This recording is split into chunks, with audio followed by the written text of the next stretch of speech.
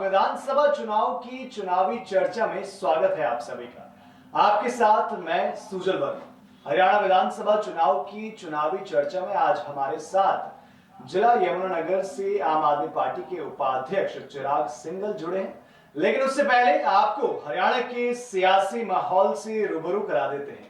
बता दें कि हरियाणा की 90 सीटों के लिए एक ही चरण में मतदान होगा। पहले यहां 1 अक्टूबर को मतदान होना था और 4 अक्टूबर को मतगणना होनी थी, लेकिन बाद में मुख्य चुनाव आयुक्त राजीव कुमार ने चुनाव कार्यक्रम में तारीखों की बदलाव का ऐलान किया और अब मतदान की तारीख हरियाणा में 5 अक्टूबर है, जबकि चुनावी नतीजे हरियाणा की जनता के सामने 8 अक्टूबर को आएंगे। तो वहीं हरियाणा विधानसभा का कार्यकाल 3 नवंबर को पूरे होने वाला है। पिछला विधानसभा चुनाव अक्टूबर 2019 में हुआ था, जिसमें भाजपा के पास करीबन 40 सीटें, कांग्रेस के पास 31 और निर्दलीय अन्य के पास 90 सीटें रही। चुनाव के बाद भारतीय जनता पार्टी और जननायक चुनाव में जीतने के बाद भारतीय जनता पार्टी और जेजेपी का गठबंधन हुआ और राज्य सरकार बनी। मनोहर लाल खट्टर मुख्यमंत्री बने, लेकिन जो जनता की नाराजगी के चलते आने वाले हरियाणा विधानसभा चुनाव के 6 महीने पहले ही सीएम की गद्दी संभालने का जिम्मा नायब सिंह सैनी को थमा दिया गया और अब हरियाणा विधानसभा चुनावों को लेकर राज्य में सियासत जोरों पर है। एक तरफ बीजेपी ने कल बुधवार को हरियाणा विधानसभा चुनाव के लिए उम्मीदवारों की पहली लिस्ट जारी करी, जिसमें 67 नामों का ऐलान किया गया है। राज्य की मुख्यमंत्री नायब सिंह सैनी को लाडवा से उम्मीदवार बनाया गया है, जबकि अनिल विज को अंबाला सीट से कैंडिडेट बनाया गया है। तो वहीं अरविंद शर्मा को गोहाना सीट से टिकट मिला है। इस लिस्ट की खास बात तो यह है कि इनमें जेजेपी के 3 पूर्व विधायकों को भी टिकट दिया गया है। देवेंद्र बबली को टोहाना, रामकुमार गौतम को सफीदो और उकलाना से अनूप धानक को टिकट मिला है। तो वहीं मौजूदा 9 विधायकों का टिकट कटा भी है। 2 विधायकों की सीट बदली गई है। दूसरी तरफ कांग्रेस के खेमे में नजर डाली तो सूत्रों के अनुसार कांग्रेस का सीटिंग गेटिंग फॉर्मूला लागू रहेगा और अधिकतर विधायकों को टिकट दिया जा रहा है। इस फैसले पर कांग्रेस की केंद्रीय चुनाव समिति की बैठक में मोहर लग चुकी है। अभी तक की बैठकों में कांग्रेस 67 सीटों पर अपने उम्मीदवार तय कर चुकी है, जबकि शेष 14 विधानसभा सीटों पर मंथन जारी है। तो वहीं जननायक जनता पार्टी और आजाद समाज पार्टी के गठबंधन ने उम्मीदवारों का ऐलान कर दिया है। पहली सूची में 19 नामों को मंजूरी दी गई है। तो ये हरियाणा विधानसभा चुनावों की रूपरेखा हमने आपको बताई, आपके सामने रखी और अब चुनावी चर्चा की शुरुआत करते हैं। सवालों की घड़ी की शुरुआत करते हुए मैं सीधे चिराग सिंघल जी के पास पहुंचूंगा। सर, मेरी आवाज आप तक पहुंच रही है चिराग जी? जी बिल्कुल बिल्कुल आवाज आ रही है सर आपकी। जी, पल्स न्यूज़ पर आपका स्वागत है। सवालों की घड़ी की शुरुआत करते हैं। विधानसभा चुनाव हरियाणा में आने वाले हैं और सबसे पहला सवाल इस चुनावी माहौल में आपसे मेरा ये बनता है कि कांग्रेस का और आम आदमी पार्टी का क्या गठबंधन इस बार हमको देखने को मिलेगा? देखिए, ये जो गठबंधन वाला मैटर है, ये शीर्ष नेतृत्व का काम है। इसमें लोकल जो लोग हैं वो कोई डिसीजन नहीं ले सकते और जैसा कि लोकसभा में गठबंधन हुआ तो श्री अरविंद केजरीवाल जी ने डिसीजन लिया था, लोकतंत्र को बचाने के लिए ये गठबंधन किया गया था और अभी आने वाले टाइम में हरियाणा में विधानसभा चुनाव में गठबंधन होगा या नहीं होगा, ये भी शीर्ष नेतृत्व ही डिसाइड करेगा और जो भी शीर्ष नेतृत्व का डिसीजन होगा वो हम सबको मान्य होगा। तो दिल्ली में और हरियाणा में मतलब बैठकों का दौर तो जारी है इस चीज को लेकर, लेकिन संभावनाएं बन भी रही हैं। कहीं पर पैच इसलिए फंस रहा है कि आम आदमी पार्टी 10 सीटें चाह रही है तो वहां 7 सीटें ही मिल पा रही हैं, ऐसी कोई बातें निकलकर सामने आ रही हैं। सर देखिए, इस सब जो डिसीजन है, मैंने फिर आपको वही कहा कि ये शीर्ष नेतृत्व ने डिसाइड करना है कि 10 सीट लेनी है, 20 सीट लेनी है, 25 सीट लेनी है। अब 7 पे बात हो रही है या 10 पे बात हो रही है, हमारे पास अभी तक ऐसी कोई सूचना फिलहाल तक नहीं आई है और जो फाइनल डिसीजन होगा वो हम तक आ जाएगा। और जैसा कि हम लोगों ने लोकसभा चुनाव में पूरे जोर शोर से जो भी शीर्ष नेतृत्व का डिसीजन था, हमने उसको मानते हुए अपना पूरा कर्तव्य निभाया और जिसका रिजल्ट भी आप देख ही रहे हैं कि कांग्रेस 2019 में सिर्फ 28% वोट परसेंट ले सकी थी, जो कि बढ़कर 2024 में 44% तक पहुंच गया है। तो ये सभी को मालूम है कि आम आदमी पार्टी के जो भी कार्यकर्ता थे उन्होंने पूरे तन मन धन से सहयोग किया और अपनी सब वोट जो है वो जहां भी कांग्रेस का कैंडिडेट था वहां डलवाने के लिए वो जी। आगे आए। जी देखिए सर, अब चुनावों की बात हो रही है तो सबसे पहला हरियाणा के परिप्रेक्ष्य में अगर सवाल रखा जाए तो सर कहीं ना जी कहीं इस बात को मान सकते हैं कि चुनाव का जो परिणाम है वो कहीं ना कहीं किसानों पर कहीं ना कहीं बहुत निर्भर करता है कि किसान किसके पक्ष में वोट डालेगा, किसान किसको चाहता है, उसकी सरकार कहीं ना कहीं बननी लाजमी है सर, है ना कि चिराग जी? देखिए तो सर आपको क्या देखिए लगता है कि चिराग जी, आपको क्या लगता है कि जो किसानों का हरियाणा के अंदर रुख है, जो जी बीजेपी से उनका अभी अनबन चल रहा है, वो कितना बड़ा फैक्टर इस चुनाव में देखने को मिलेगा? ये जो नाराजगी है किसानों की। देखिए देखिए बीजेपी के राज में ना तो किसानों के ऊपर लाठीचार्ज किया गया। आज भी शंभू बॉर्डर बंद है जो पंजाब से हरियाणा को जोड़ता है और जी। किसानों एक किसान की शहादत भी उस दौरान गोली मार के हुई।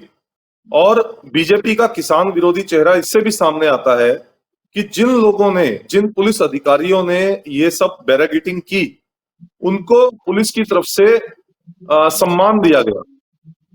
ये किसान आंदोलन को रोकने के लिए उनको सम्मानित किया गया। तो ये जो है ये किसान का सीधे सीधे अपमान है और किसानों को ये बात बहुत अच्छी तरह से पता है कि उनकी हितैषी आम आदमी पार्टी है।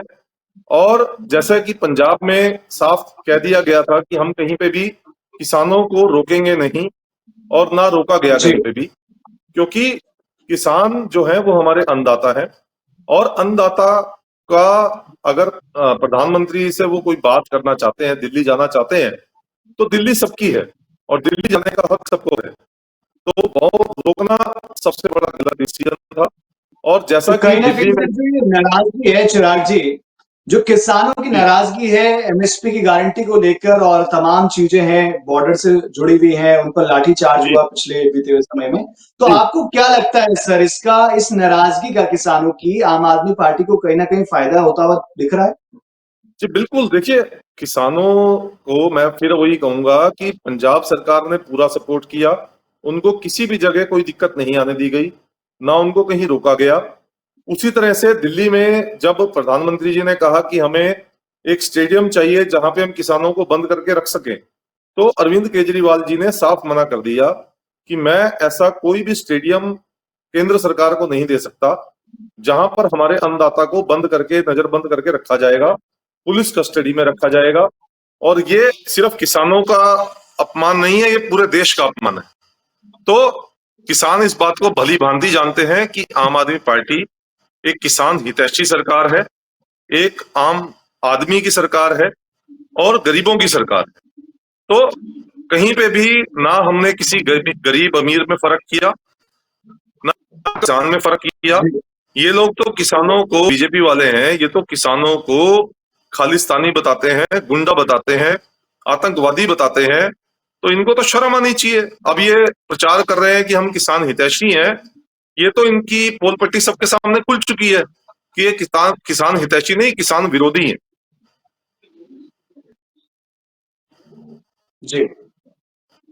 जी और इस पे सर जैसे कि किसानों की लगातार मांग रही है कि एमएसपी को कानूनी रूप से उनको एक गारंटी दे दें कि एमएसपी पे बहुत समय से उनकी ये मांग है, तो क्या ऐसा माने कि आम आदमी पार्टी को अगर चिराग जी हरियाणा की जनता मौका दे देती है तो क्या एमएसपी कानूनी गारंटी के तौर पर किसानों को मिल जाएगी?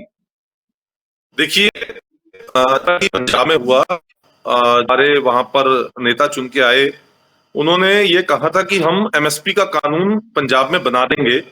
लेकिन क्योंकि एमएसपी का कानून जो बनाने की प्रक्रिया है ये केंद्र सरकार के ऊपर डिपेंड करती है। राज्य सरकार दो चार फसलों पे तो एमएसपी लागू कर सकती है, लेकिन अल्टीमेटली जो एमएसपी का कानून बनना है वो केंद्र सरकार ने बनाना जी। है, ताकि पूरे देश के किसानों को उसका बेनिफिट मिले। और ना तो केंद्र सरकार ना ही हरियाणा सरकार कोई भी ऐसा कानून बनाने के हक में है। उल्टा किसानों को प्रताड़ित करने का काम इन दोनों सरकारों ने लगातार किया है पिछले 10 वर्षों में। जी। अगर सर यहीं पर अगर गिनवाऊं मैं आपको कि पंजाब में आपकी सरकार है, हरियाणा पंजाब दोनों कृषि क्षेत्र भी हैं बहुत अच्छे। तो पंजाब में जी, आपने किसानों के लिए क्या करा? आप गिनवाएं तो कि साहब हमने पंजाब में ये करा और हम हरियाणा में ये करके दिखाएंगे किसानों के लिए। देखिए, किसानों को 24 घंटे बिजली हम लोगों ने दी है पंजाब के अंदर, जी और वहां पर किसान खुशहाल हैं। पहले से ज्यादा अच्छी फसल वहां पर हो रही है। हरियाणा के अंदर जो बिजली मिल रही है वो मुश्किल से 8 घंटे मिलती है, वो भी रात को मिलती है। और रात को जाके कोई किसान बिजली चलाएगा, पानी का ध्यान रखेगा, अंधेरा है, सांप काटने का डर है, और बहुत सारे भय रहते हैं किसान को। तो जो बिजली देने की बात है वो हमेशा दिन में दी जानी चाहिए, ना कि रात को। आप किसान को रात को बिजली देकर किसान को परेशान कर रहे हैं, उसके परिवार को परेशान कर रहे हैं। और जैसा कि हम लोगों ने पंजाब में किया कि हम 24 घंटे बिजली दे रहे हैं वहां पर, हम हरियाणा में भी हमारी सरकार आने पर 24 घंटे बिजली वहां पे प्रोवाइड करेंगे। और इसके जी अलावा पंजाब में 300 यूनिट पर मंथ, यानी कि 2 महीने का एक बिल आता है, उसमें 600 यूनिट बिजली हर घर को फ्री है। जिसका बिल 600 यूनिट से ज्यादा आता है उसको बिल पे करना पड़ता है। अदरवाइज लगभग 90% लोगों के बिल जो है वहां पर माफ है। और वही चीज यहाँ पर भी हरियाणा में लागू की जाएगी। यहाँ पर भी 600 यूनिट बिजली जो है वो फ्री दी जाएगी, जिससे कि एक आम आदमी को राहत मिलेगी। पहले ही महंगाई बहुत ज्यादा है, और महंगाई के अच्छा, ऊपर मतलब भाजपा बिजली बिल्कुल फ्री भी होगी, किसानों को इससे बहुत मदद मिलेगी। और क्या चीजें होंगी अगर आम आदमी पार्टी को हरियाणा में जनता अगर चुन लेती है इस बार, और क्या फायदा होगा? देखिए, आम आदमी पार्टी का हमेशा एक विजन रहा है बड़ा क्लियर। वो रहा है शिक्षा, स्वास्थ्य। जैसा कि मोहल्ला क्लिनिक सब जगह बनाए गए हैं, दिल्ली में भी और पंजाब में भी। मतलब दिल्ली उसी वाला तरह से मॉडल, जो सरकारी, दिल्ली वाला मॉडल फिर हरियाणा में भी लागू होगा कहीं ना कहीं। बिल्कुल बिल्कुल सर, जो मैं बात पंजाब और दिल्ली के लिए कर रहा हूं वो सेम मॉडल हरियाणा में 101% लागू होगा। और इसी तरह से जो सरकारी स्कूल हैं वहां पर इतना व्यवस्था परिवर्तन हो चुका है कि आज के टाइम में वहां पर स्विमिंग पूल की व्यवस्था है, वहां पर एलईडी की व्यवस्था है, वहां पर प्रोजेक्टर की व्यवस्था है। और सबसे बड़ी बात, निशुल्क वहां पर पढ़ाई है, किसी से कोई पैसा लिया नहीं जी जाता है। जबकि मैं हरियाणा की बात करूं, हरियाणा में एक योजना चलाई गई जो कि मेरे ही नाम पर है, चिराग योजना। और चिराग योजना में कहते हैं जी ना, वो चिराग तले अंधेरा वाली कहावत की गई है कि जो बच्चा प्राइवेट स्कूल में पढ़ेगा उसको तो सरकार 1100 रुपए प्राइवेट स्कूल को देगी उस बच्चे के नाम पे। और जो बच्चा सरकारी स्कूल में पढ़ेगा उस बच्चे को 500 रुपए सरकारी स्कूल में हर महीने देने पड़ेंगे। तो ये तो योजनाएं हैं। अब ये योजना आप खुद समझदार हैं कि ये प्राइवेट स्कूल को बढ़ावा देने के लिए है, ना कि सरकारी स्कूल को बढ़ावा देने के लिए। और यमुनानगर की अगर मैं बात करूं, यमुनानगर के आसपास के जो एरिया हैं वहां पर लगभग 40 स्कूल आज के टाइम में सरकारी स्कूल बंद हो चुके हैं। कुछ जगह पे तो जो पेरेंट्स हैं बच्चों के, उन्होंने खुद जाके ताला चढ़ा है। 400 बच्चे के ऊपर एक भी टीचर नहीं अवेलेबल है। तो व्यवस्था, जो अगर हम पढ़ाई की बात करें या किसी शिक्षा की बात करें, बिल्कुल जीरो कर रखा है। जी। हर तो ये करप्शन है, तमाम मुद्दे हैं हर जिनको डिपार्टमेंट में लेकर, करप्शन है। जी चिराग जी, ये तमाम मुद्दे हैं जिनको लेकर आम आदमी पार्टी हरियाणा के विधानसभा के चुनावी मैदान में उतरेगी। जी जी सर। जी लेकिन सवाल ये बनता है ना सर कि आपने बिजली मुफ्त कर दी, आपने पढ़ाई मुफ्त कर दी, आपने कई चीजें कर दी, ठीक है जी। और कई सारी जी चीजें आपने जनता के लिए ऐसे करी एकदम एक तरह से फ्री कर दी। लेकिन आरोप ये जी। लगता है कि ये फ्री भी है, ये फ्री की रेवड़ियां हैं, जो बहुत पुराना आरोप है। तो इसको इसको कैसे देखिए, टैकल करा जाएगा? बड़ा देखिए, सवाल। जो फ्री की रेवड़ियों की बात करते हैं वो जी मुख्यमंत्री, वो प्रधानमंत्री अपनी 6-6 पेंशन लेते हैं। वो अपनी पेंशन क्यों नहीं छोड़ते? आज हमारे देश के प्रधानमंत्री नरेंद्र मोदी जी अपनी 5 पेंशन ले रहे हैं, 3 मुख्यमंत्री पद की, 2 प्रधानमंत्री पद की, और अपनी सैलरी भी ले रहे हैं। तो उनको बोलना चाहिए आपको कि भैया ये सब जो मुफ्त की रेवड़ियां वाला सिस्टम है ये बंद करो। अभी पंजाब सरकार में हम लोगों ने क्या किया कि हम, कोई भी आदमी चाहे वो 6 बार जीता हो चाहे वो 5 बार जीता हो, चाहे वो 5 बार मुख्यमंत्री रहा हो, चाहे वो 5 बार कोई किसी एमएलए के पद पे रहा हो, उसकी एक सिंगल पेंशन कर दी। तो वो चीज आज तक हरियाणा में लागू क्यों नहीं हुई? और जो भ्रष्टाचार है जिसकी मैं बात कर रहा हूं, हरियाणा में पैसे की कोई कमी नहीं है। हरियाणा, अगर मैं यमुनानगर की बात करूं, पूरे हरियाणा में सेकंड नंबर पे है जीएसटी कलेक्शन देने में, टैक्स देने में। और हरियाणा के यमुनानगर में पैसा आया भी बहुत, लेकिन भ्रष्टाचार की भेंट चढ़ गया, ये लोग सब खा गए। आज अगर आप बीजेपी के मंत्रियों के, बीजेपी के मेयर के जो बैंक अकाउंट है, आज से 10 साल पहले के चेक कर लीजिए और आज के चेक करवा लीजिए, आपको पता चल जाएगा कि इनकी जो कलेक्शन है वो कितनी तेजी से बढ़ी है। इनके जो चलिए रख साहब, रखाव है, रहन सहन है, उसको भी हम चेक करा लेंगे, उसको भी चेक करा जी लेंगे आपने जो बोला। लेकिन सबसे सवाल ये भी है कि आपने अभी भ्रष्टाचार की बात करी, करप्शन की, एक बहुत बड़ा जी, मुद्दा है चुनाव में, चाहे किसी भी राज्य में बिल्कुल चुनाव हो। लेकिन सर, क्या बिल्कुल। आप पर ये सवाल नहीं बनता है कि भ्रष्टाचार के आरोप में आपके बड़े-बड़े नेता सलाखों के पीछे हैं, और देखिए कौन मैदान में उतरेगा, कौन बड़ा चेहरा मैदान में जनता के बीच वोट बटोरेगा साहब फिर? देखिए ऐसा है, भ्रष्टाचार के सिर्फ आरोप लगाना और उनको सिद्ध करना, दोनों में जमीन जी, आसमान का फर्क है। अगर हम लोगों ने भ्रष्टाचार किया होता या हमारे नेता भ्रष्टाचार में लिप्त होते, तो सुप्रीम कोर्ट को उनको बेल ना देनी पड़ती। सुप्रीम कोर्ट ने साफ कहा है कि आप आज तक, ईडी को कहा है कि आप आज तक कोई भी सबूत, ठोस सबूत पेश नहीं कर पाए, जिसकी वजह से सब लोगों को बेल जी, मिलती जा रही है। संजय सिंह जी को बेल मिल चुकी है, मनीष सिसोदिया जी को बेल मिल चुकी है, और भी अभी अरविंद जी को भी ईडी के केस में बेल मिल चुकी है। केस एक और आईटी का ये लोग ले आए, इनकम टैक्स का, वो भी जल्दी सॉल्व हो जाएगा, जी, उसमें भी बेल हालांकि मिलेगी। सुप्रीम कोर्ट में मामला वैसे भी अगर केस सुरक्षित तानाशाही रखने से वाला आप है। किसी पार्टी के लोगों को अंदर रखना चाहते हैं, तो वो लंबा टाइम नहीं चलता है। और बीजेपी सरकार इस टाइम सिर्फ और सिर्फ तानाशाही कर रही है, ये सबको पता है, और पब्लिक, लेकिन सर, जनता कहीं ना सब कहीं अभी जानती है हाल में कि किसने क्या लोकसभा किया है। चुनाव थे, चिराग जी, लोकसभा चुनाव अभी जी बीते हैं, तो कहीं ना कहीं जी ये भी देखा गया, किसी किसी राज्यों में अगर हम बात करें विशेषकर, कि एक जी। विकास के नाम से ज्यादा वहां पर मोदी लहर चली। तो क्या हरियाणा की जमीन पर भी इस चुनावी माहौल में मोदी फैक्टर चलेगा, कि विकास के नाम पर ही बटन दबेगा? देखिए, जी सर। जो आप कह रहे हैं कि मोदी लहर चली, विकास की लहर चली, अगर विकास की लहर चली होती और विकास किया होता, तो 333 से 240 सीटों पर ये ना आते।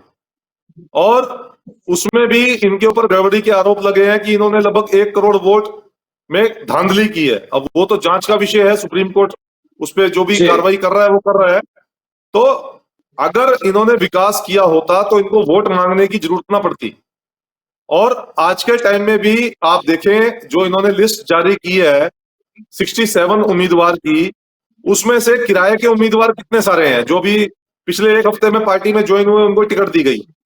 तो क्या इनको जी, अपने कोई कार्यकर्ता या अपने पुराने एमएलए नहीं मिले जिन्होंने काम करवाया और उनको इन्होंने टिकट दी हो? अभी हमारे यहाँ से रादौर हल्के से करणदेव काम्बोज जी, जो पिछली बार इलेक्शन लड़े थे, लेकिन उनको टिकट नहीं दी गई, उन्होंने पार्टी ही छोड़ दी। कविता जैन जी, जी। जो पहले मंत्री रही, उनके पति राजीव जैन जी, आज वो बिलक बिलक के रो रही हैं कि मुझे टिकट नहीं दी गई। ये तो सब मोदी फैक्टर अगर का एक तो कोई सत्ता, नाम पहचान नहीं रहेगा इस, मतलब चिराग जी, है ना? देखिए अगर इन्होंने विकास किया होता, तो मैं आपको लिख के देता हूं कि इनको टिकट बांटने में परेशानी ना होती, ना इनको वोट मांगने की जरूरत पड़ती। जनता का जी, झुकाव जो था वो भारतीय जनता पार्टी की तरफ इसीलिए था कि कुछ अलग करके दिखाएंगे, लेकिन इन्होंने सिर्फ और सिर्फ भ्रष्टाचार किया, और भ्रष्टाचार भी इतने हाई लेवल का किया कि यमुना जी के नाम की कस्में खाई गई। 28,000 करोड़ रुपए नमामि गंगे प्रोजेक्ट के नाम पर खा गए, ना गंगा जी साफ हुई ना यमुना जी साफ हुई। और इसके बाद राम मंदिर में आप देख लें घोटाला, वहां की छत चूरी है, वहां पर अधूरे निर्माण का शिलान्यास कर दिया गया, पूजा पाठ कर दी गई। तो जी। वो सब भी जल्दबाजी में इसलिए किया गया कि लोकसभा इलेक्शन आ रहे हैं, शायद लोग राम मंदिर के नाम पर वोट दे दें, लेकिन वहां पर भी इनको मुंह की खानी पड़ी, वहां पे वोट नहीं जी, मिली इनको प्रॉपर।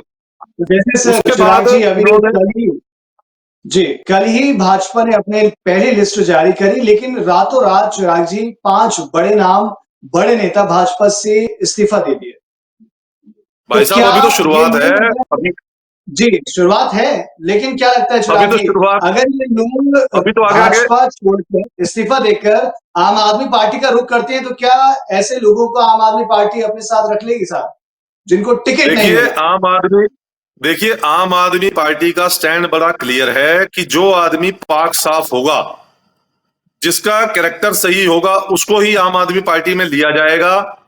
इस तरह से भाजपा की वॉशिंग मशीन आम आदमी पार्टी नहीं बनना चाहती कभी भी। जैसे भाजपा अच्छा। ने, अभी आपने देखा कुरुक्षेत्र में नवीन जिंदल जी, जिनके ऊपर हमारे माननीय मुख्यमंत्री प्रधानमंत्री जी खुद कोयला चोरी और कोयला घोटाले के आरोप लगाते थे जब कुरुक्षेत्र आते थे, और उनको लिया, उनको टिकट दी, उनको साम दाम दंड भेद करके जितवा भी दिया। और वहां पर स्पेशल बुलाया गया किसको? चौटाला साहब को, कि भैया आप यहां आगे लड़ लो, ताकि उनको 70-72 हजार वोट मिल गई और 29 हजार वोटों से आम आदमी पार्टी सेकंड नंबर पर आई कुरुक्षेत्र में। और जितनी टोटल वोट इनेलो और जेजेपी को पड़ी, उससे ज्यादा वोट अकेले सुशील गुप्ता जी को पड़ी आम आदमी पार्टी के। तो आप समझ सकते हैं कि आम आदमी पार्टी की तरफ लोगों का रुझान है। और पंजाब और हरियाणा में जो काम किए गए हैं, पंजाब और दिल्ली में जो काम किए गए हैं, वो काम हरियाणा में होंगे, ये 101% क्लियर है, इसमें कोई भी दो राय नहीं है। और इसी वजह से बीजेपी वाले आम आदमी पार्टी से घबरा कर किसके चेहरे आम पर आदमी चुनाव पार्टी लड़ेगी के शीर्ष पार्टी? नेतृत्व को जेल में डाल रहे हैं। जी, तो जी किसके चेहरे पर लड़ेगी चुनाव इस बार फिर पार्टी? देखिए, मैंने फिर आपको वही कहा, अभी बातचीत का दौर जारी है। जहां नहीं, तक देखिए हमें चुनाव के मैदान में तो बड़े-बड़े जो चेहरे हैं वो अंदर हैं, कहीं न कहीं नहीं वो नहीं, भी एक बड़ा देखिए फैक्टर आता है। देखिए सिर्फ अरविंद केजरीवाल जी अंदर रह गए हैं। संजय सिंह जी बाहर आ चुके हैं, मनीष सिसोदिया जी बाहर आ चुके हैं। और दूसरी बात, सबसे बड़ी बात, तानाशाही की वजह से अंदर किया गया, इस बात का जवाब किसी भाजपाई के पास नहीं है कि अरविंद केजरीवाल जी के ऊपर कोई भी एक सबूत आप सामने पेश कर दो और आप उनको जेल में रखो। हम तो बोल रहे हैं, ये बात आम आदमी अच्छा, पार्टी का हर कार्यकर्ता, हर नेता बोलता है कि अगर आपके पास सबूत हैं तो आप पेश करिए, और आप हमेशा के लिए हमें जेल में रखिए, आप बाहर मत निकालिए। तो बेल क्यों मिल रही है? जी, सुप्रीम कोर्ट को अब बीजेपी से ऊपर तो कोई पार्टी नहीं है, सेंटर में बैठी है, तो सुप्रीम कोर्ट के ऊपर कोई प्रेशर तो है नहीं। अगर होगा भी तो बीजेपी का होगा, आम आदमी पार्टी का प्रेशर तो होने से राज वो बेल दे रहे हैं। तो कहीं ना कहीं बेल अगर मिल रही है तो कहीं ना कहीं कोई ना कोई क्राइटेरिया तो होगा, और तो क्या सबूत इनके पास है नहीं। जेजेपी, जो चिराग जी जेजेपी का और आजाद समाज पार्टी का गठबंधन हुआ, कल पहले लिस्ट आई, तो क्या ये गठबंधन आम आदमी पार्टी का रास्ता रोक सकता है, कहीं ना कहीं कुछ ज्यादा प्रभावी होगा देखिए आपके सामने? देखिए देखिए लोकसभा इलेक्शन में भी आप लोग जेजेपी का हाल देख चुके हैं। जेजेपी दूर दूर तक कहीं नजर नहीं आई, और यही हाल विधानसभा इलेक्शन में भी होने वाला है। पिछली बार भाजपा के विरोध में लोगों ने जेजेपी को 10 सीटें दी, और यही सोच के दी कि ये भाजपा का एक विकल्प तैयार करेंगे। और जेजेपी ने जाकर भाजपा की गोद में बैठने का काम किया। चाचा चौधरी और साबू की जोड़ी बना के बैठ गए ये लोग, और मनोहर लाल खट्टर जी के साथ मिलकर दवा के घोटाले किए गए। पीडब्ल्यूडी मंत्रालय ले लीजिए, एक्साइज मंत्रालय ले लीजिए, इसमें दबा के पैसे कमाए गए। अगर मैं पीडब्ल्यूडी की विभाग की बात करूं तो आप यमुनानगर आ जाए, मैं आपको यमुनानगर के अंदर इनके ऐसे ऐसे कारनामे दिखा दूंगा पीडब्ल्यूडी विभाग के, कि आप हैरान हो जाएंगे। एक सिविल हॉस्पिटल यमुनानगर का बनाया गया 200 बेड का, जिसका पहले बजट पास किया गया 62 करोड़, फिर उसको बढ़ा के 110 करोड़ कर दिया गया। और 1 साल हुआ भी इनोग्रेशन हुए हुए हॉस्पिटल की, और 5 जी, बार टाइलें गिर चुकी हैं, और एक बार डॉक्टर की कार डैमेज हो चुकी है उस टाइलों से, फ्रंट एलिवेशन की टाइल से। और अभी पीछे एक नर्स के पैर पे टाइल गिरी है, उसके पैर फ्रैक्चर होने से बचा है, बहुत चोट आई है उसको। उसके बाद अभी लेटेस्ट जो टाइल गिरी है, 2 बच्चे वहां खड़े थे, पानी भर रहे थे, जो वाटर कूलर होता है उसमें से, उनके ऊपर टाइल गिरने से बची है। तो मतलब अगर आप अपना घर बनाते हैं तो क्या आपके घर की एलिवेशन की टाइलें मात्र 1 साल में गिरनी शुरू हो जाएंगी? मेरे घर को बने हुए 13 साल हो चुके हैं, आज तक एक टाइल नहीं गिरी। तो ये भ्रष्टाचार नहीं है तो क्या है? और उसके बाद सबसे बड़ी बात, पीडब्ल्यूडी के किसी अधिकारी के ऊपर कोई कार्रवाई नहीं होती, क्योंकि सबकी मिली भगत है, पैसा नीचे से ऊपर तक सबको जा रहा है। तो भ्रष्टाचार जो है वो इतना दीमक रूपी रूप ले चुका है हरियाणा के अंदर कि सब कुछ खाने में लगे हुए हैं लोग। और इस टाइम तो बस ये सोच रहे हैं कि हमारा अंतिम समय है, जितना लूट सकते हैं, जितना बटोर सकते हैं उतना बटोर ले। जी, तो कई सारे आरोप आपने लगा दिए हैं भाजपा पे बड़े अच्छे-अच्छे। साथ ही में सर एक सवाल पर आपको लेके चलूँ राजीव कि भाजपा का मेन जो एजेंडा था 2014 में सत्ता में आने से पहले कि राम मंदिर का एक बड़ा इश्यू था, कहीं न कहीं 370 का एक बड़ा इश्यू था। और लेकिन तीसरा जो बड़ा इश्यू था वो गौ माता को लेकर भी था कि गायों की रक्षा मैं वही करेगी। तो सड़कों पर जो गाय होती हैं वो गौशालाओं में आपको नजर आएंगी। और हरियाणा में सीएम साहब ने भी, मैं देख पा रहा हूँ, गौ सम्मान रक्षा कार्यक्रम रखा, 20-25 दिन का समय दिया गया। और 2014 में सत्ता में आने से पहले ये भी कहा गया था कि भाजपा का यही संदेश, बचेगी गाय तो बचेगा देश। देखिए, तो कितना नरेंद्र आपको मोदी जी की नरेंद्र मोदी जी की फोटो लगा के स्पेशल ये कहा गया था कि मोदी को मतदान, गाय को जीवन दान। और हम तो 10 साल बाद ये कहते हैं कि मोदी को मतदान और गाय को कूड़ादान। यहां पर गौ माता का सिर्फ हरियाणा की बात नहीं कर रहा हूं मैं अभी जी पिछले महीने, अभी जुलाई में मैं गुजरात गया था। गुजरात में गाय सड़क पर है, हरियाणा में गाय सड़क पर है, मध्य प्रदेश में गाय सड़क पर है।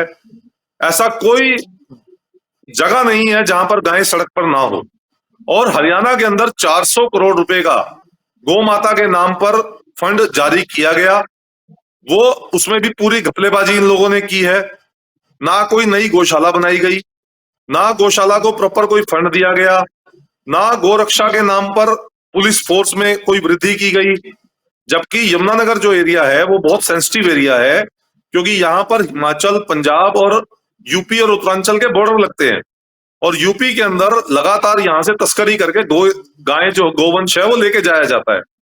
और जी इतना बुरा हाल है कि यहाँ पर गाय के कटे हुए शव मिलते हैं और 6-6 महीने बीतने के बाद भी पुलिस को ये नहीं पता लगता कि उस गोमाता की हत्या किसने की, किसने वो ऐसा कुकर्म किया। तो ये तो इनकी मैनेजमेंट है।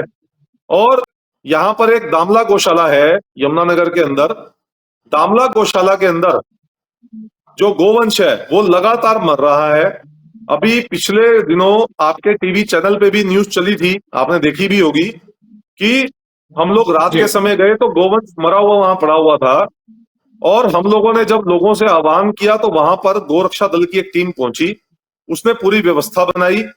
और 6 दिन हो गए उनको व्यवस्था बनाते हुए। जब से वो उस टीम ने वहां पर टेक ओवर लिया है, किसी गोवंश की मृत्यु वहां पर नहीं हुई है। और अब जबकि दामला गौशाला के 2023 के, हालात सुधर गए हैं उसके बाद, जब से गौरक्षकों ने जिम्मा उठाया दामला गौशाला का। लेकिन जी गौ माता के लिए देखिए सर, ये हालात हरियाणा के साथ साथ पूरे देश भर के बड़ी समस्या भी है जी कि आवारा जी गौवंश है सड़कों पर, उन पे खाने के लिए नहीं है, सड़कों पर चोटिल हो रहे हैं। लेकिन क्या आम बिल्कुल। आदमी पार्टी ने दिल्ली में या पंजाब में ऐसा कुछ करा कि गौ माता का संरक्षण हो सके? देखिए, मैं बताता हूं आपको। मार्केटिंग करना होता हरियाणा के है। अंदर जी हरियाणा के अंदर गौ माता के नाम पर डे का सिर्फ और सिर्फ 50 पैसे दिया जा रहा है। एक गौ माता के लिए एक दिन के चारे का सिर्फ 50 पैसा। और अच्छा दिल्ली के अंदर 40 रुपए है, जिसमें से 20 रुपए दिल्ली सरकार देती है, 20 रुपए सेंट्रल गवर्नमेंट की तरफ से हम लोगों ने प्रस्ताव भेज के वो पास करवाया है कि 40 रुपए पर डे की डाइट कम से कम गौ माता को मिलनी चाहिए। आप भी समझदार हैं सर, 50 पैसे में एक गौ माता पूरा दिन का पेट जी कैसे भर सकती है? 50 पैसे में एक जी टॉफी नहीं आती आज के टाइम में। जी तो इसी तरह से पंजाब में भी गो संरक्षण कानून बन चुका है और वहां पर भी गौ सेवा आयोग की एक नियुक्तियां कर दी गई हैं।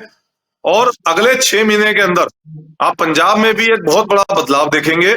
और वहां पर 100 एकड़ की जमीन, गो चरान की जमीन ढूंढी जा रही है, जिसके मिलते ही वहां पर एक बड़े गो अभ्यारण्य की एक नींव रखी जाएगी, बनाया जाएगा, और जितना भी गोवंश सड़कों पर है उन सब गोवंश को वहां पर लेके जाया जाएगा, ताकि गोवंश की रक्षा भी हो सके और उनको एक खुले में घूमने की आजादी भी मिल अच्छा, जो सके अभी और एक्सीडेंट से बचाव अभी हो जो सके। फिलहाल गोवंश हमको पंजाब की सड़कों पर या दिल्ली की सड़कों पर दिख रहा है, उस पर अभी काम करा जा रहा है कि वो अंदर जाए, मतलब फिलहाल वो सड़क पे ही है।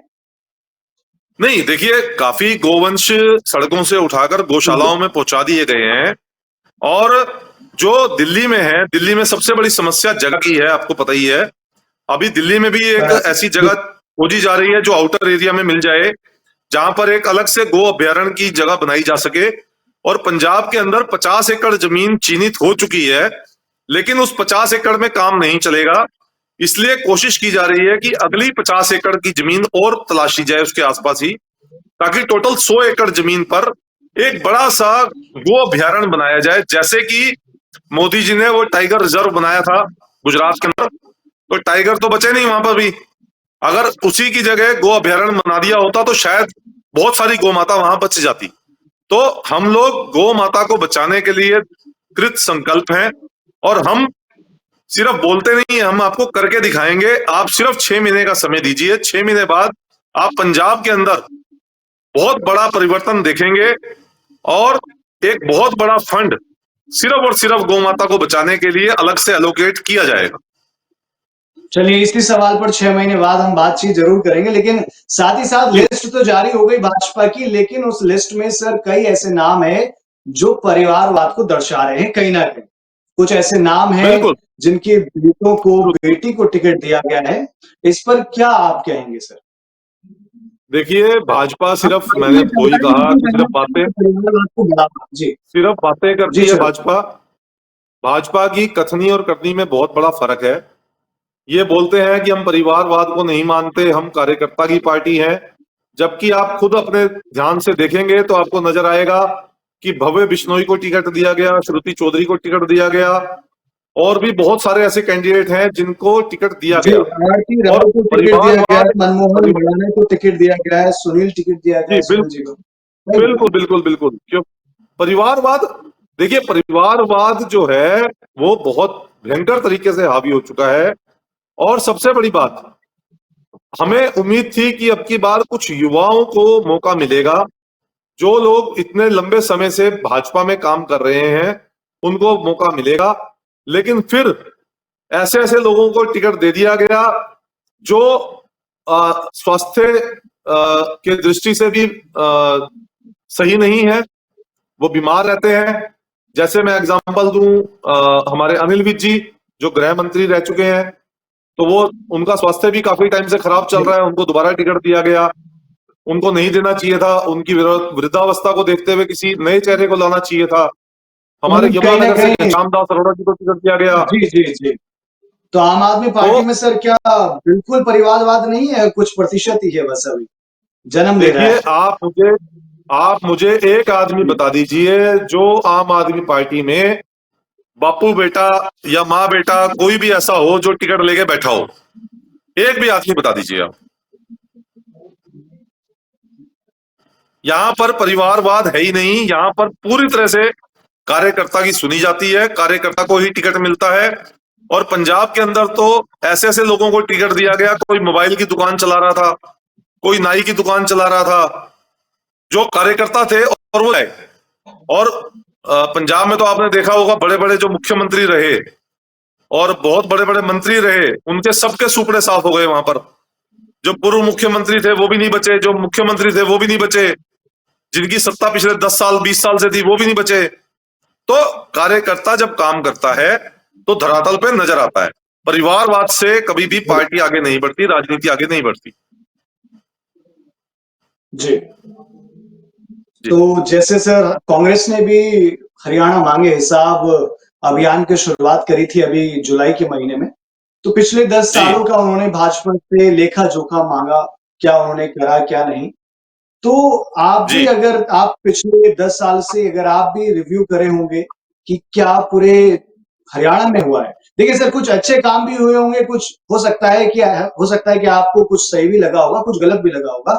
लेकिन अगर एक फ्रेमवर्क, एक रिजल्ट तैयार करें तो पिछले 10 साल का कार्यकाल का कैसा आप लेखा जोखा लिखेंगे भाजपा का? देखिए, मैं तो ये कहूंगा कि हमें उम्मीद थी कि भाजपा जो है वो एक व्यवस्था परिवर्तन करने का काम करेगी। मैं खुद 12 साल भाजपा में रहा। 2 साल पहले मैंने भाजपा छोड़ दी और उसका जी। सबसे बड़ा कारण रहा भ्रष्टाचार।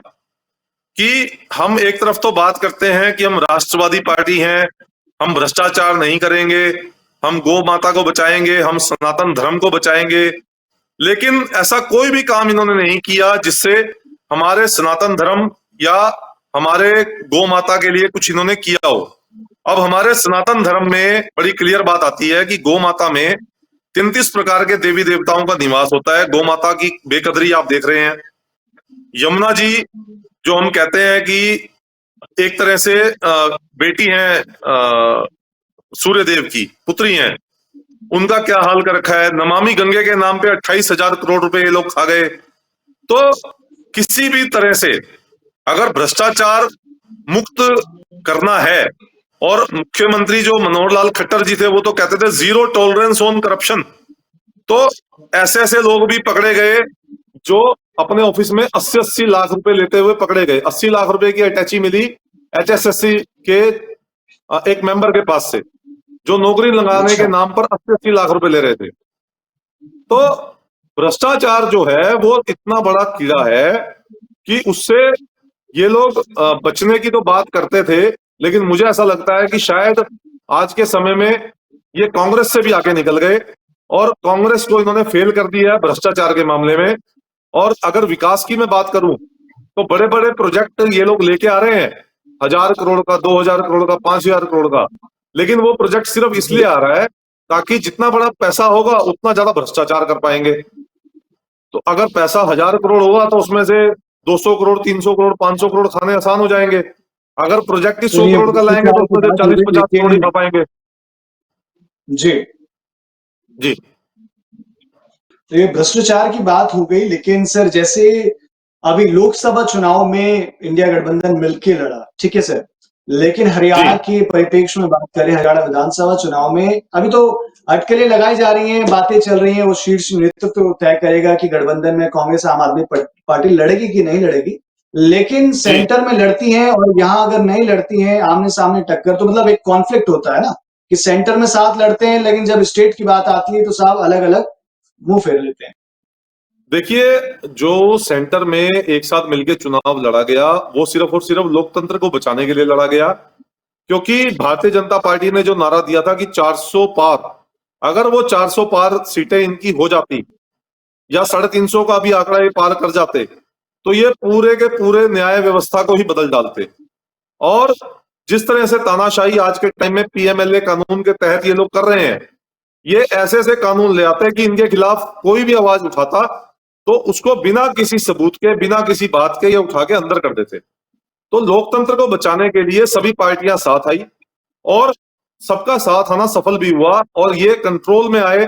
कम से कम कोई भी गलत बिल बिना विपक्ष की सहमति के ये पास नहीं कर पाएंगे, जो कि बहुत जरूरी है। एक अच्छे लोकतंत्र के लिए विपक्ष का मजबूत होना बहुत जरूरी है। अब उसी तरह से अगर हम बात करें विधानसभा की, तो विधानसभा में बिल्कुल मुद्दे अलग हैं, क्योंकि लोकल मुद्दे जो हैं और सेंटर के मुद्दे हैं वो बिल्कुल अलग रहते हैं। अब लोकल मुद्दे में जैसे मैं बात करूं शिक्षा व्यवस्था की, तो शिक्षा व्यवस्था के ऊपर जो काम पंजाब सरकार में और दिल्ली सरकार में, आम आदमी पार्टी की सरकार में हो रहा है, वो भाजपा ने ना तो करने की सोची, उल्टा जो सरकारी स्कूल खुले हुए थे वो भी लगातार बंद करती जा रही है। और ऐसे बहुत सारे मुद्दे हैं जो आम आदमी पार्टी अपने दम पर करने में सक्षम है, करके दिखाया भी है। लगातार 3 बार दिल्ली में सरकार बनाई है और दिल्ली जो है वो पढ़े लिखों की दिल्ली मानी जाती है, वहां कोई अनपढ़ आदमी नहीं रहते। तो अगर दिल्ली में लगातार सरकार बनाए हैं, पंजाब में वो देखते हुए सरकार बनाई है, तो हरियाणा में भी सरकार बनेगी तो बहुत अच्छे काम यहाँ पर होंगे। और आपको एक और चीज बताता हूं मैं आपको, यहाँ पर हरियाणा के अंदर हमारे पूर्वांचल जो यूपी और बिहार का एरिया लगता है, वहां के बहुत सारे प्रवासी भाई यहाँ रहते हैं जो यहाँ पर फैक्ट्रियों में मजदूरी करते हैं। और उनका एक पर्व आता है छठ का पर्व, जिसको बड़े धूमधाम से मनाते हैं। और छठ पर्व में यमुना जी के अंदर 3 दिन का उनका पर्व रहता है, जिसमें यमुना जी का वो आचमन, जल आचमन भी करते हैं, उसमें नहाते भी हैं। और पिछले बार जो यमुना जी में उन्होंने छठ का पर्व बनाया, तो यमुना जी के अंदर गंदे नाले छोड़े गए थे, वो बंद नहीं किए गए, छठ पर्व पे भी नहीं बंद किए गए। और एक यहाँ पर दड़वा डेयरी कॉम्प्लेक्स है यमुनानगर के अंदर, उसका गोबर युक्त पानी वो खुलेआम छोड़ा जा रहा है लगातार बिना रोक टोक के। और ना उसके लिए पोल्यूशन कंट्रोल बोर्ड कुछ करता है, ना उसके लिए नगर निगम कुछ करता है। और यमुनानगर का नगर निगम आप पता करेंगे तो उसका नाम ही लोगों ने नरक निगम रख दिया है, क्योंकि उन्होंने सिर्फ परेशान करने के अलावा कुछ नहीं किया। और यमुनानगर के अंदर तो ऐसी ऐसी प्रॉपर्टी आईडी है कि वहां पर जो पोर्टल है उसमें दिखाया जाता है खाली प्लॉट है, जबकि फोटो अपलोड की जाती है एक बहुत बड़े शॉपिंग मॉल की, और बिना टैक्स दिए वहां पे शॉपिंग मॉल चल रहा है पिछले 5 साल से। और ऐसा जी एरिया जो बिल्कुल पोर्श एरिया है यमुनानगर का, जहां पर 1 लाख रुपए गज के ऊपर का रेट है, अगर वहां पर टैक्स जो कमर्शियल टैक्स है वो लिया जाए तो करोड़ों रुपए का राजस्व जो है वो सरकार को मिल सकता है। लेकिन यमुनानगर के जी नगर निगम के भ्रष्ट अधिकारी और भ्रष्ट नेता ये सारा पैसा 2 नंबर में लोगों से इकट्ठा करते हैं और अपनी जेबें भरते हैं। ये काम यमुनानगर में हो रहा है। तो ये सब चीजों पे रोक लगाने के लिए आम आदमी पार्टी की अगर सरकार आती है तो हम तुरंत प्रभाव से ये जितने भी लूप होल्स हैं सबको तुरंत प्रभाव से प्लग कर देंगे, बंद कर देंगे। तो सर जनता को, हरियाणा में जनता को आम आदमी पार्टी कैसे कन्विंस करेगी, कैसे मनाएगी? क्योंकि हरियाणा में कहीं ना कहीं अभी एक नया चेहरा है आम आदमी पार्टी का, ठीक है जी। लेकिन आप जैसे गिनवा रहे हैं कि हम बिजली फ्री करेंगे, अच्छा स्वास्थ्य सुविधाएं देंगे, तमाम आपने स्कूल की बात करी कि ये करेंगे जी हम, करते नहीं जी करते वो अनदर मैटर है, वो बाद में होंगी चीजें। क्या इसके जी दम पर आप जनता के बीच में जाकर उनको कन्विंस करेंगे, या फिर अपने बिल्कुल विकास के मुद्दों पर जो आपने 2 राज्यों में करे हैं, सर। देखिए, या आप जो सर जो जनता है वो समझ चुकी है। और अगर जब समझ ना आया होता कि आम आदमी पार्टी अपनी पार्टी है भी, वो जो सुशील गुप्ता जी लोकसभा से इलेक्शन लड़े कुरुक्षेत्रा से, उनको 5 लाख प्लस वोट पहली बार इलेक्शन लड़ने पर ना मिलती। अगर उनको वो वोट मिली है तो जनता ने कहीं ना कहीं अपना विश्वास दिखाया है। और आम आदमी पार्टी का जो भी कार्यकर्ता है वो धरातल पे काम करने में विश्वास रखता है, जनता के बीच जाकर बात करने में विश्वास रखता है, जनता के दुख दर्द को समझता है। भाजपा की तरह सिर्फ खोखली बातें नहीं करता कि हम गौ माता के लिए ये कर देंगे वो कर देंगे। हम लोग जो करते हैं वो विद प्रूफ करते हैं, विद एविडेंस करते हैं कि हम लोगों ने ये काम था, ये कर दिया। हम सिर्फ बातें करने में विश्वास नहीं रखते, हम काम करने में विश्वास रखते हैं। तो मुझे पूरा यकीन है जी कि जनता हमारे कार्यों को देख रही है और जनता का पूरा सहयोग आम आदमी पार्टी को मिलेगा। और हरियाणा में भी आम आदमी पार्टी बहुत अच्छे बहुमत के साथ सरकार बनाएगी। जी, बहुत बहुत धन्यवाद चिराग सिंघल जी, हमारे साथ इस चुनावी चर्चा में जुड़ने के लिए बहुत बहुत धन्यवाद।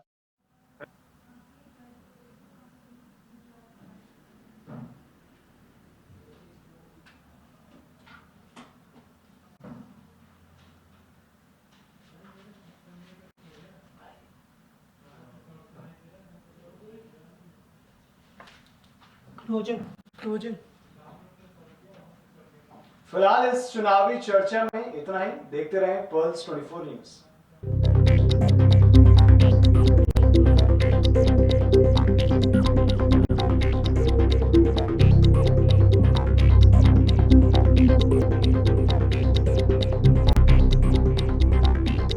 जी भाई जी, क्या नाम है अंकल जी? सोहन सिंह जी। क्या देख रहे हैं अंकल जी अब की बार, क्या बीजेपी या